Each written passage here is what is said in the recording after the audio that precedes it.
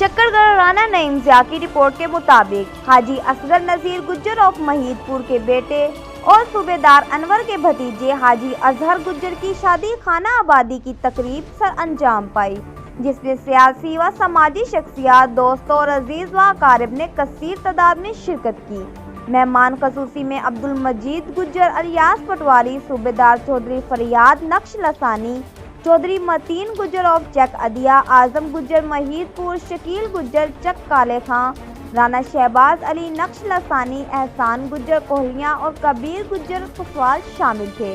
मेहमानों की बेहतरीन खानों से तवाज़ा की गई। हाजी असगर नज़ीर गुज्जर, सूबेदार अनवर और दुल्हा हाजी अजहर गुज्जर ने अपने आने वाले तमाम मुअज़्ज़ज़ मेहमानों का शुक्रिया अदा किया। रिपोर्ट राना नईम।